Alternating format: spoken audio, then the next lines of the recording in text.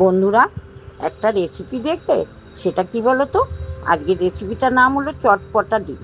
সেটা কি, 5টা ডিম নিয়ে নিয়েছি, ওদিকে গাজর লম্বা করে কেটে নিয়েছি, ক্যাপসিকাম কেটে নিয়েছি, পেঁয়াজও লম্বা করে কেটে নিয়েছি, লঙ্কা, কাঁচা লঙ্কাও কিন্তু লম্বা লম্বা করে কেটে নিয়েছি।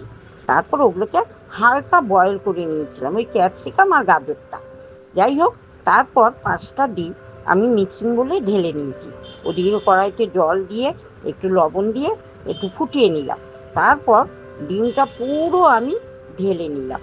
নেওয়ার পরে আস্তে আস্তে যখন ডিমটা জমে গেল, তখন একটা ছাঁকনি দিয়ে আমি ডিমটাকে তুলে নিলাম। নেওয়ার পরে ওদিকে কড়াইতে তেল দিয়ে দিলাম। তেল দেওয়ার পরে সাদা জিরা ফোড়ন দিয়ে দিলাম। সাদা জিরা দেওয়ার পরে দিয়ে দিলাম ক্যাপসিকাম আর ওই গাজর। দেওয়ার পরে দিলাম পেঁয়াজ, কাঁচা লঙ্কা, এগুলো দিয়ে ভাজা ভাজা করলাম। তারপর দিয়ে দিলাম আদা পেস্ট, রসুন পেস্ট, লঙ্কা গুঁড়ো, জিরে গুঁড়ো, ধনে গুঁড়ো, হলুদ গুঁড়ো, স্বাদ মতো লবণ, একটু গরম মশলা গুঁড়ো, সব দিয়ে ভালো করে নেড়ে চেড়ে ওটাকে ভাজা ভাজা করলাম। একটা জিনিস লক্ষ্য করবে, আমি কিন্তু এখানে একটুকু জল ব্যবহার করিনি।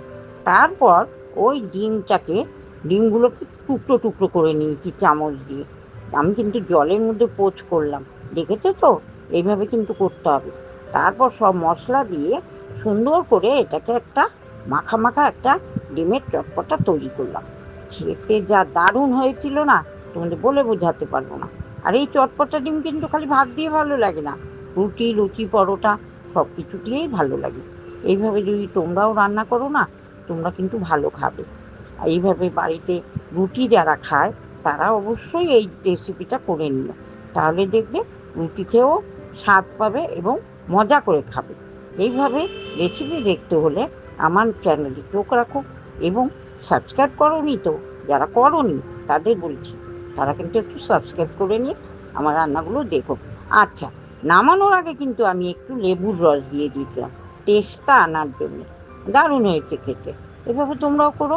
আমার রেসিপি দেখতে হলে আমার চ্যানেলে চোখ রাখো, প্রথম থেকে শেষ পর্যন্ত দেখো। আজকের মতো আসি, টাটা, বাই বাই।